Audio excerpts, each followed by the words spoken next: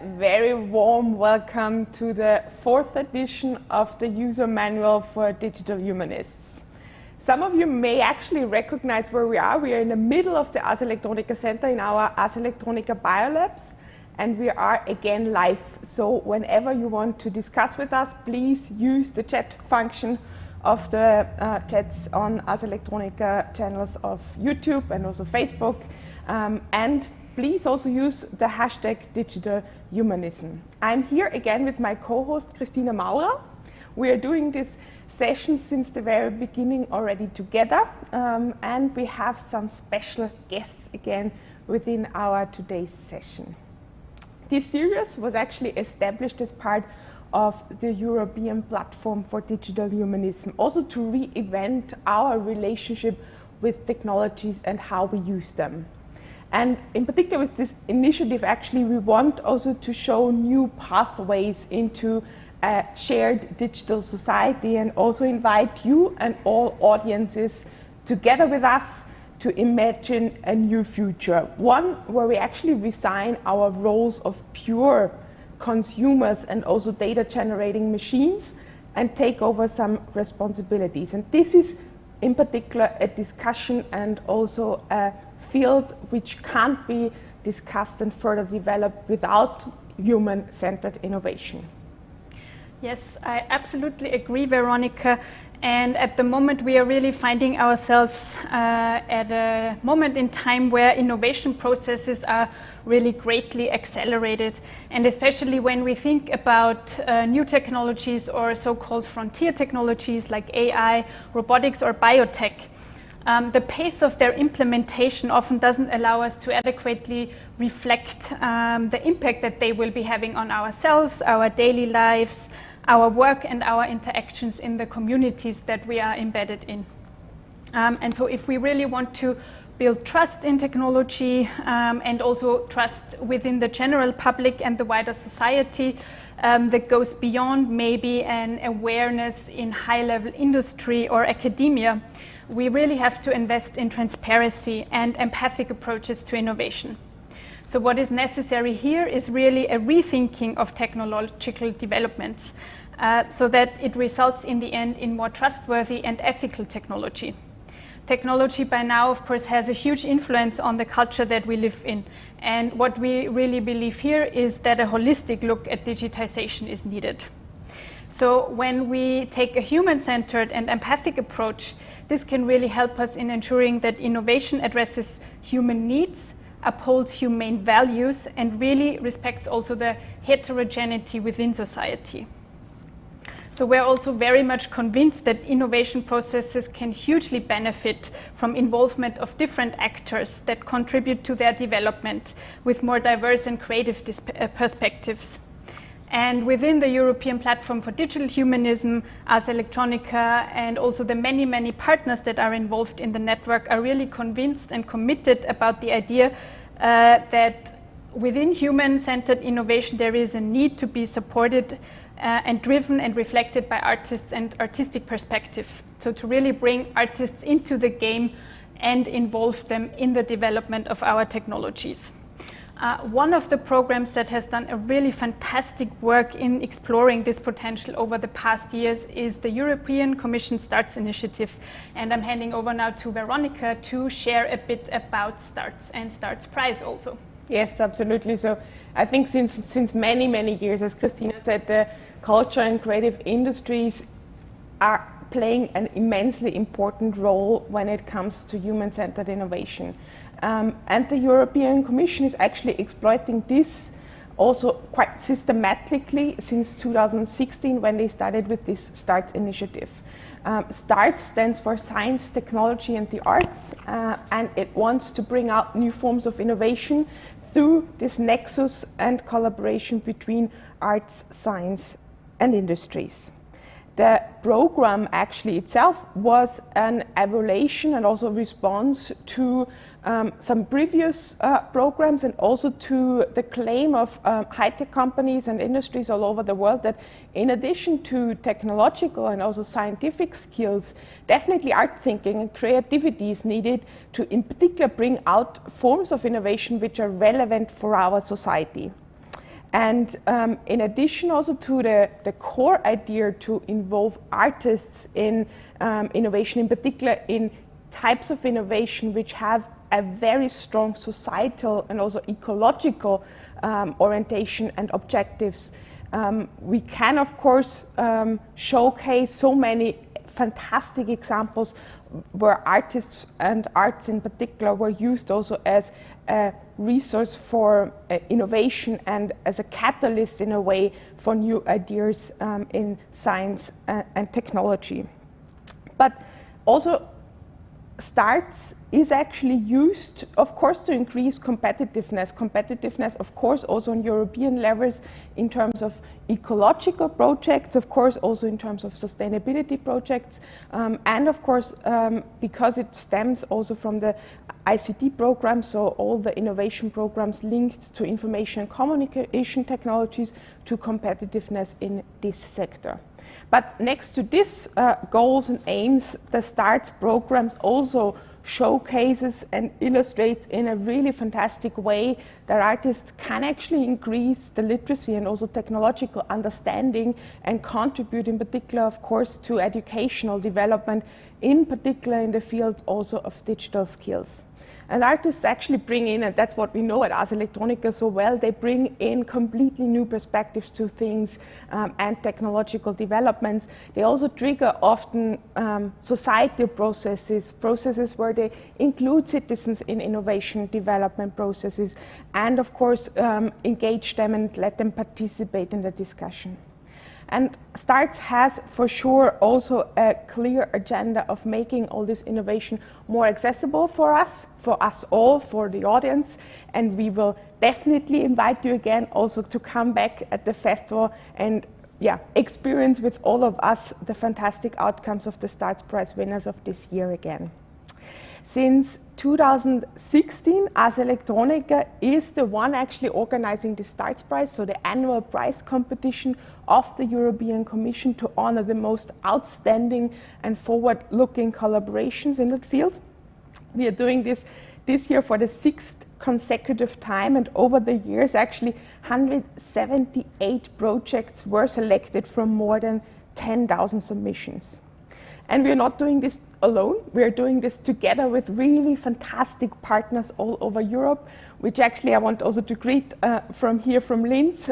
Greetings to, for example, Amsterdam, to VAR Society, to Brussels, our dear colleagues and partners at Posade Center for Fine Arts. Of course, also to our new colleagues and partners, the Frankfurt Book Fair with their program Arts Plus.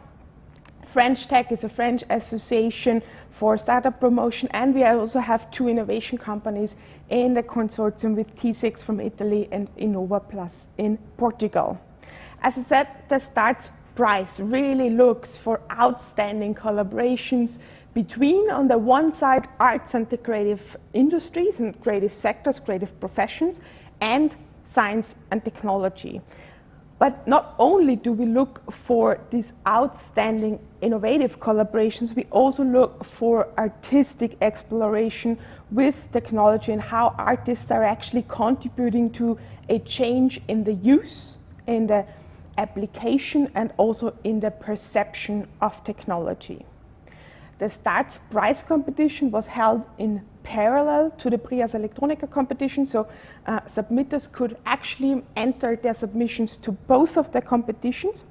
And we had a fantastic advisors of a group of advisors who actually contributed in a significant way to this broad spectrum of disciplines, of types of collaborations, of course also of nationalists being represented in the submissions.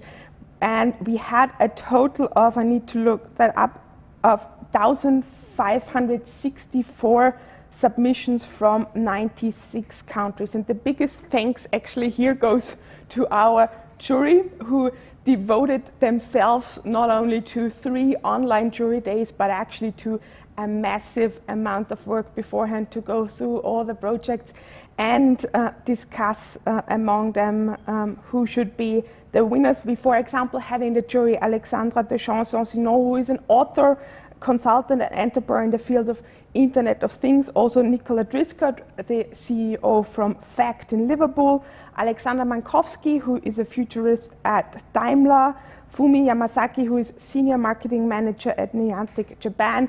And Francesca Bria, she is the president of the Italian National Innovation Fund and also honorary professor of the Institute for Innovation and Public Purpose at UCL in London. And yeah, we could not have had a better jury, to be honest. But even with that jury, we had a massive amount of back and forth arguments and discussions. It was really some exciting 3 days where we discussed a lot of topics and a lot of arguments, I would say. Absolutely, Veronica. I think as every year it was incredibly inspiring to follow along the discussions of the jury in the jury deliberations. And over the years, I think we've seen really some big challenges being tackled by the artists participating in the STARTS Prize.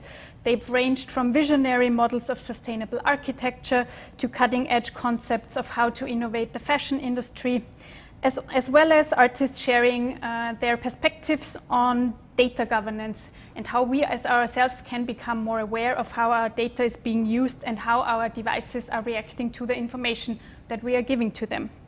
And this year, we really saw two very big preoccupations of the artists, creatives, and collectives that participated in the STARTS Prize. On the one hand, quite a few creators and projects took a perspective from the very macro level. So the artistic works focused really on in-depth data analysis of vast data sets to highlight massive global challenges, such as climate change, environmental or infrastructural challenges. And these works really drove home a shared concern that we are all facing globally together. And they aim to raise awareness and move us into action through engaging and educating data visualizations. On the other hand, there was a kind of different strand of ideas and projects that took a kind of different approach, a very locally focused and in parts even regional lens, and also an approach that is very much concrete and solution driven. So many of these artists posed the question of how can we implement more sustainable and collaborative manufacturing processes. And they focused very much on creating transdisciplinary communities together with local industry partners and technology partners. And together in these collectives, they are tackling these challenges. And I would really say that today we want to focus on our two grand prize winning projects, Oceans in Transformation and Remix El Barrio. And both of these projects kind of dive into those two different approaches and directions that I just described. And we're going to start now with exploring Remix El Barrio in a bit more detail. Yes, I think Remix El Barrio is a fantastic actually example and role model of what you described just now, Christina, as a mixture and also the nexus of an innovation project which is actually building on regional development, also on local communities, at the same time as it actually builds on a very strong pillar of circular economy.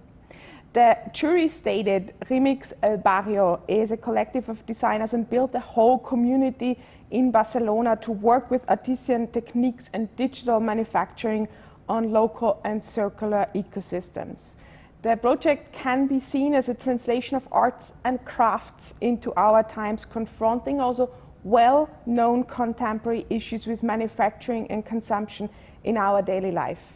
The project is actually a collaboration between FabLab Barcelona, the Institute for Advanced Architecture in Catalonia, and the Remixers Collective. And actually, they were guided from also experts from the FabLab Barcelona to experiment with different recipes for making materials and with kind of different appropriate or test different flexibilities, strengths, aesthetics, and of course different fabrication techniques like 3D painting, also extrusion, molding, laser cutting, and CNC milling. Each project was developed in a quite iterative way, so they always brought in end users tests, they brought in resellers, of course local providers and experts. And the jury was absolutely stunned actually by the super wide broadness and scope of outcomes. They cycled up from waste, for example, dye colors made from avocado stones, bioplastics out of orange peels. They also produced soaps from used oil or made paper from coffee remains. But besides these experimentations and also the outcomes of the pilots, they transformed also into a collective that experimented with circularity itself, not only by creating these materials, but actually by also exploring collaborations, inclusiveness, and also self-management towards a shared knowledge with their community, and also global outreach. But let's look into the video. They for sure can much better explain what they have been working on.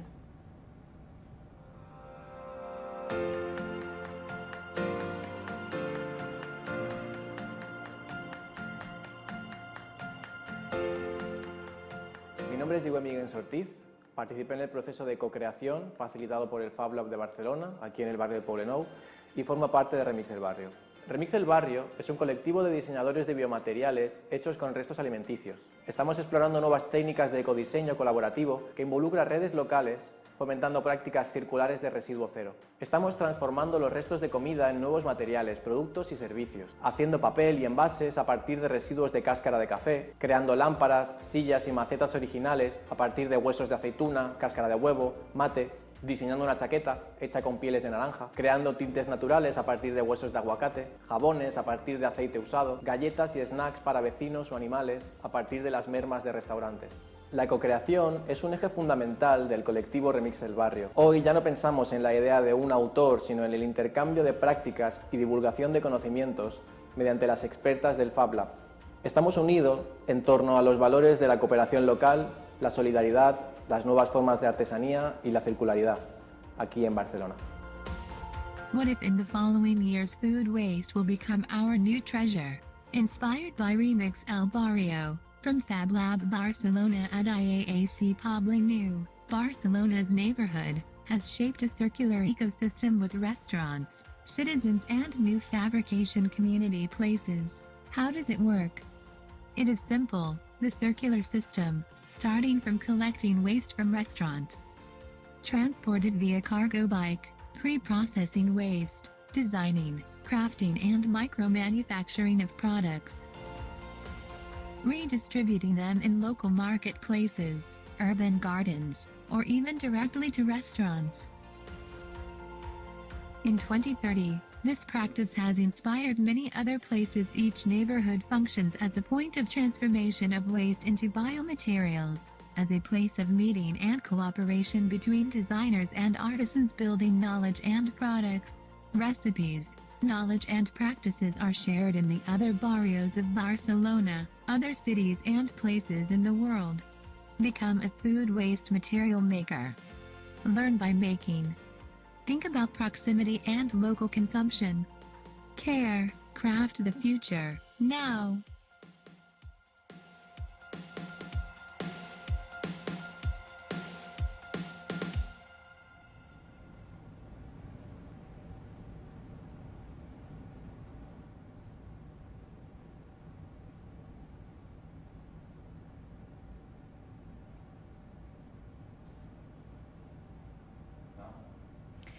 So moving on now from this fantastic insight into Remix el Barrio and this concept of a localized circular economy that this team has developed in Barcelona, let's now turn to a macroscopic view and take a deep dive into Oceans in Transformations, this year's Grand Prize of Artistic Exploration by a Territorial Agency. So Territorial Agency promotes and works for sustainable territorial transformation.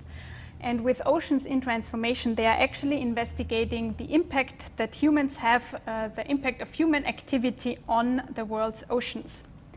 So Territorial Agency is using geospatial and remote sensing data. And through this, they are developing a visual representation of the impact of the Anthropocene on the oceans of our world. Due to the remoteness, the transformations suffered in these areas tend to be much less visible than the ones on land. So by creating visual representations of this data, there is a really vital understanding generated of the extent to which our actions impact them.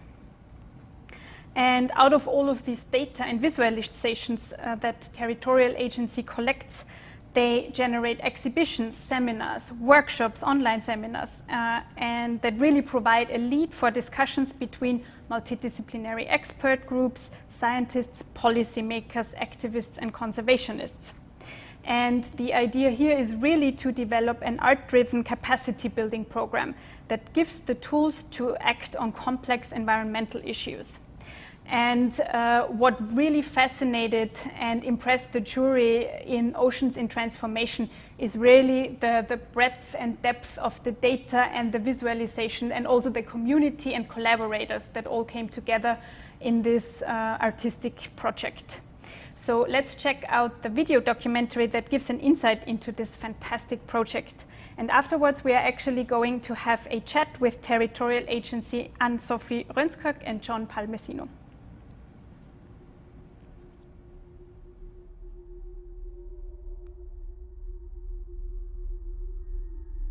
Hello, my name is Marcus Ryman. I'm the director of TBA 21 Academy and its home, Ocean Space. Ocean Space is a new center in Venice, catalyzing ocean literacy, research, and advocacy through the lens of art. It's a collaborative platform that brings together artists and scientists, architects and activists and researchers to together foster ocean imagination and ocean action. And as we're in Venice, we chose for the second exhibition of Ocean Space, we chose to work with an architecture collective called Territorial Agency and present their work Oceans in Transformation, which is the culmination of a 3-year long-term research commission that started with the investigation of sea level rise.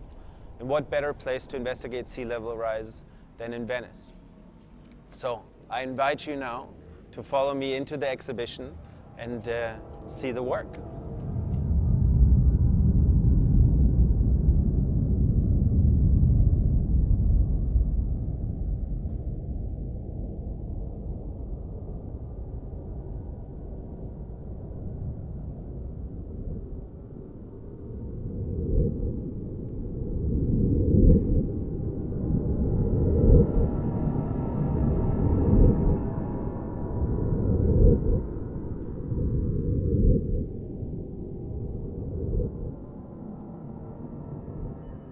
Territorial Agency has been investigating the Anthropocene, the age of the transformation of the planet, for about past decade or more, trying to contribute to the amount of knowledge produced by various scholars about this particular age and the transformations it brings about. Oceans in Transformation is an attempt to unravel the mechanisms of transformations on the planet from an oceanic point of view, meaning looking at the Anthropocene from the oceans. So the question they are posing initially is, how can we sense, how can we make understanding the transformations of the oceanic, whereas the ocean is an area that is invisible, that doesn't afford us a view into its body, if you want. So what instruments, what possibilities of knowing do we have in order to develop an image of the oceans and its transformation? One. And secondly, how can we bring together the various ways of knowing, the various sciences, investigations, data collected on the ocean, so that they form a body of knowledge and are syncretized as one coherent story of the ocean. And in order to do that, they have both developed an aesthetic representation.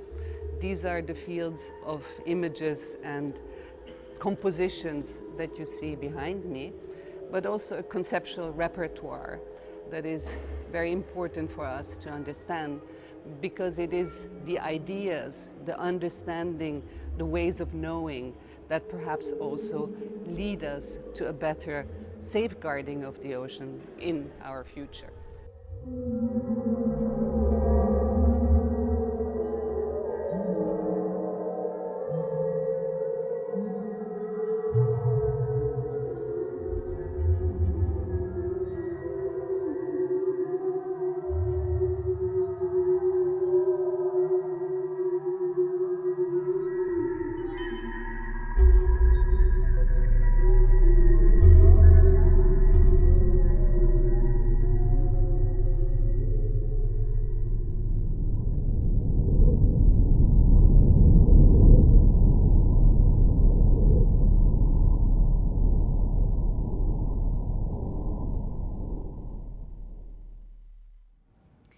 As I said before, we are really delighted to be joined now by Anne-Sophie Rönskog and John Palmesino of Territorial Agency.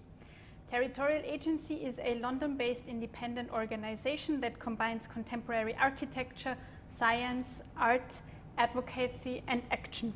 And they do all of this based on comprehensive spatial analysis and the formation of new settings for public diplomacy. John Palmesino and Anne-Sophie Rönskog teach at the AA Architectural Association School of Architecture in London. So welcome, John and Anne-Sophie. We are super happy to have you here today. And we will now start with the first question to the two of you.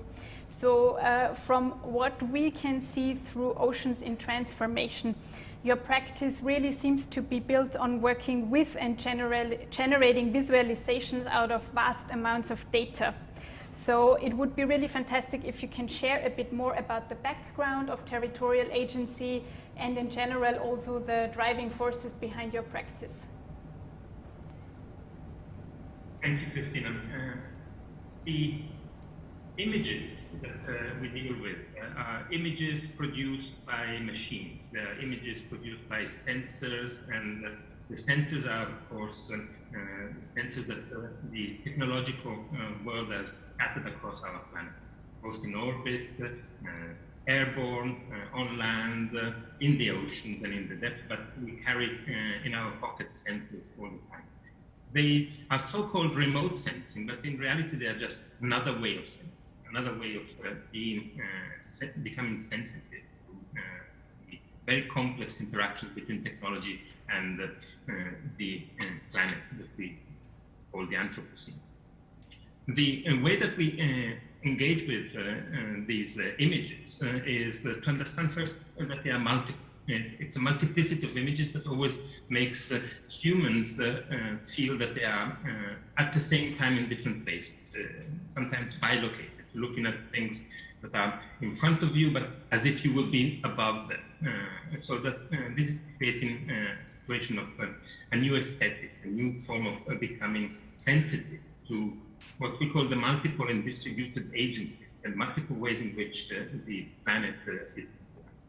And these multiple transformations are what we are interested in understanding on a spatial level, in other words, as a territorial project.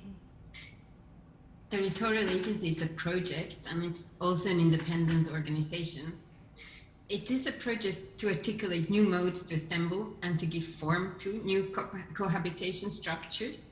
And we work predominantly in shaping how different assemblies can be formed to address the complex transformations of the Anthropocene and shape a sustainable future or a survivable future.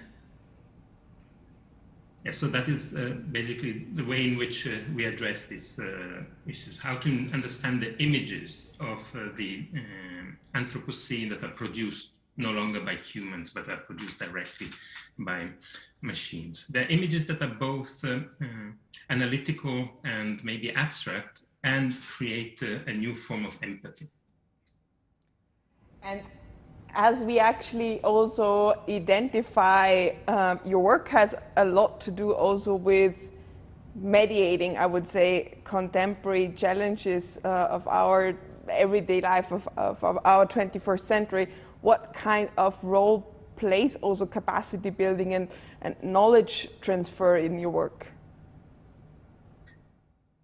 It's a central role, I think. It's a really important element. Both mediation in the media understanding, the Marshall McLuhan understanding of how media and technology shapes how we cohabit, but also in the diplomatic understanding of mediation. I think that the way in which we could maybe describe the work of Territorial Agency at the moment is really that we are interested in creating setting, a spatial setting that is equipped with non-representational modes of engaging with the Earth as it is changing so quickly. And this settings is what we call a diplomatic setting, in the sense that there's nobody who is really an expert anymore.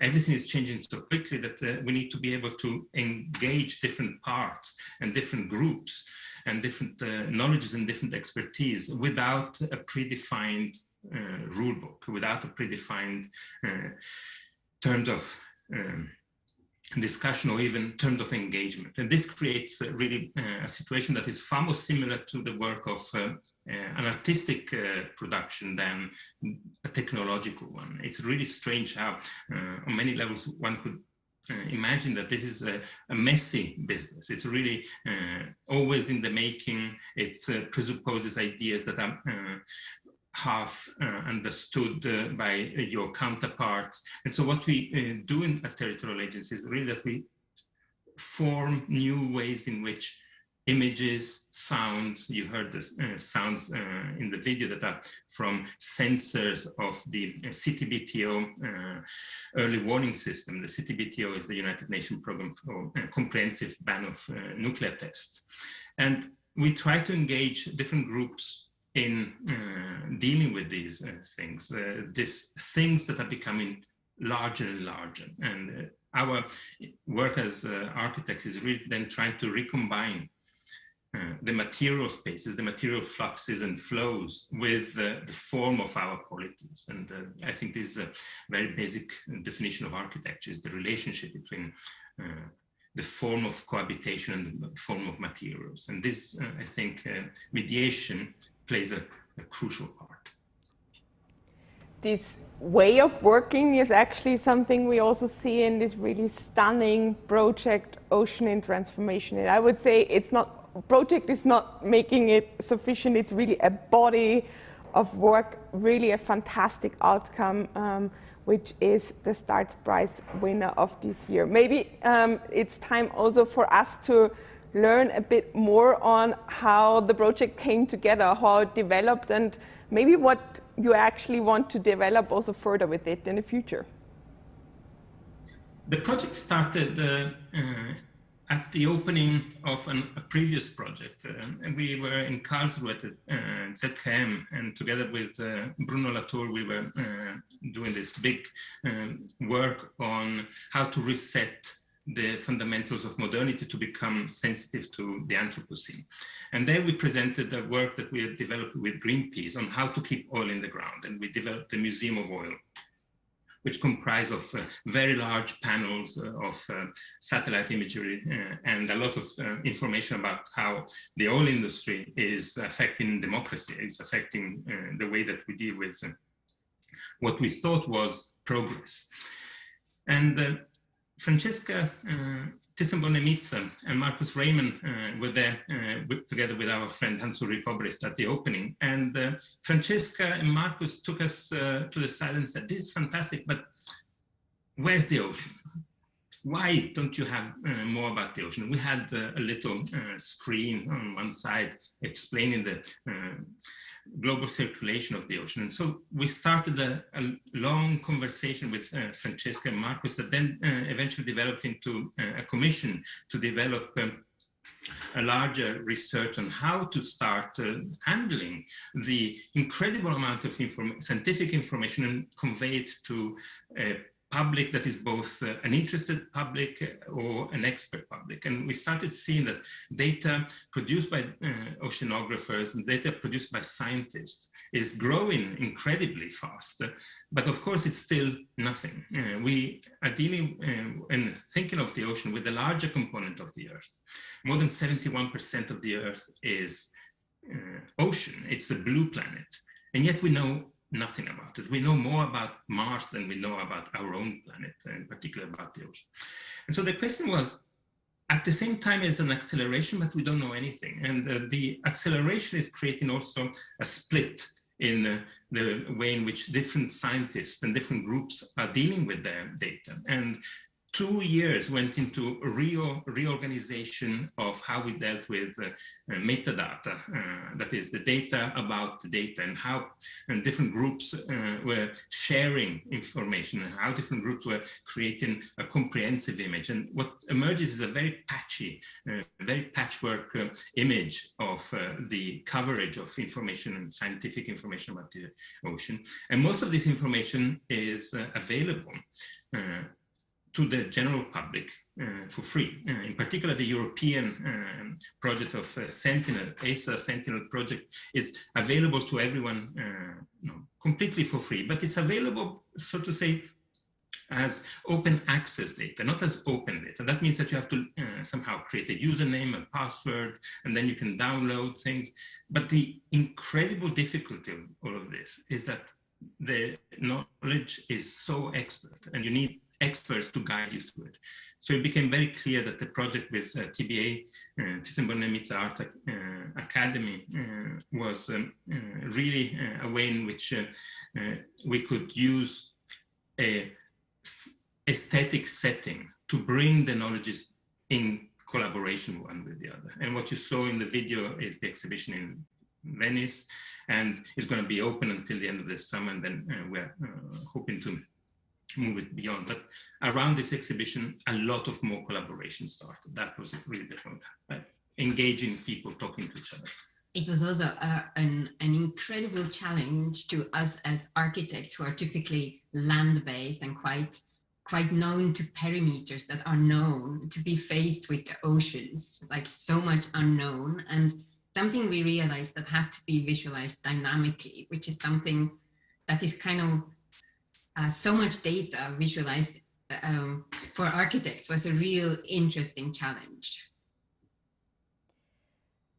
So to end our little chat, which was really wonderfully insightful, and it's great to hear more about oceans in transformation and how it came to be.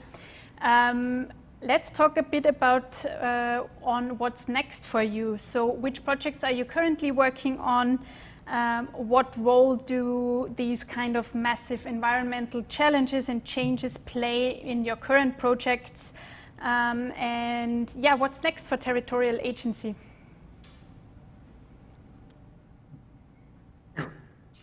If we are all good boys and girls, and we meet the Paris Agreement goals of global warming of 2 degrees Celsius, then there will be enough locked-in energy in the Earth system to raise our seas with 4.5 to 6.5 meters. And this will happen in the coming century. And this will flood areas that 1.5 billion people rely on directly. So our proposal is, since in the 30 last years, we developed cities so massively, and this is exactly the areas where we will have sea level rise. Since we did that so well, we can do it even better in the coming 30 years. So this is a project really that tries to mirror the last 30 years into the next 30 years, which is the time that we have left to completely decarbonize our societies. This is going to be the largest project that we can imagine that we have ever faced as a species, to completely transform, redesign, reinvent how we cohabit, how we live together. And we tend to always to think of these issues of transformation and the ecological transition and the technological transition attached to it as an abstract space. And the idea is to understand that if we completely transform the way we operate energy, we still won't have enough capacity to completely capture the debris of carbon that we put into the atmosphere. So we will have to add more and more, so to say, biosphere activity. We need more life. In particular, we need more photosynthesis. We need more plants that can capture. And the so-called sensible zone, what we call the sensible zone, the area where photosynthesis happens at sea, all the way down to minus 200 meters, and the plus 200 meters where the majority of population live, is the most sensitive part of the world. But it's also the most sensed part of the planet, in the meaning that there is the majority of sensors and new technologies of monitoring and intervening. So the idea is that the next 30 years we can focus on these areas and understand better the dynamics of interaction between the technosphere, the sum of all of human activities and everything that we have been transforming, in particular everything that we have domesticated animals and plants, in order to augment the biosphere. It's a project that we think requires a major technological innovation and societal innovation, which can be driven by a spatial focus, sort of a new spatial reorganization, which we call climate peace. After the fizzing out of the Cold War, we entered the warm war, where nobody agrees with anyone. And in particular, we don't agree on the state of our planet. I think we can move on with a reorganization of our society as a climate peace project. And this is where our current and future focus will be. Thank you very much, John and Anne-Sophie, for giving an insight into the practice of territorial agency. It was really fantastic to have you both here today and to get a bit of a deeper insight into your practice and your work. And we really do urge everybody to check out Oceans in Transformation and also upcoming projects of territorial agency. So thanks again very much for being here with us today. Thank you. Thanks also from my side for this really fantastic insight into the project. I think it could not be more relevant actually also for the next 30 years to work on a real transformation and also of course to make us all aware what it will need also in terms of transformation from each one of you and the society in general. Thanks a lot for this really, really interesting insight that actually brings us already to the end of today and the end of this very session. But we will have a lot within the next weeks and months for you that I can absolutely promise. We are going, of course, to prepare currently and in the next weeks the festival and all related starts, projects, exhibitions. We will have, of course, again an exhibition here in Linz in the Kepler's Gardens. We are also currently preparing a quite extensive online exhibition around the Starts Prize winners of this year and the previous years. We have invited a couple of partners all over Europe also to host their own Starts Gardens in Barcelona, in Italy, in many places around Europe. And there will be a whole Starts Day. So we will have a day fully packed with conferences and workshops during the festival from September 8th to 12th. So this is the program we're currently working on our side, but there are also many other people in Europe currently working on Starts presentations for autumn, like our partners, the Frankfurt Book Fair for October, and also our partners in Brussels for their exhibition later this year. Thanks again for joining this fourth episode of the User Manual for Digital Humanists. And what's next, Christina? In August, we are very much looking forward to sharing Chapter 5 of the User Manual for Digital Humanists with you, where we are going to chat a bit about what is going to be happening within the European platform for digital humanism within the program of the platform at this year's Ars Electronica Festival, a new digital deal. Also, make sure to keep an eye out for a special edition of the user manual featuring the Deutsche Telekom residency by Kyriaki Goni on July 22nd. And to end the session today, you can of course follow along on what's happening on the European platform for digital humanism on Twitter, Instagram, and the Ars Electronica blog. See you in August for Chapter 5 and the next edition of User Manual for Digital Humanists. Ciao.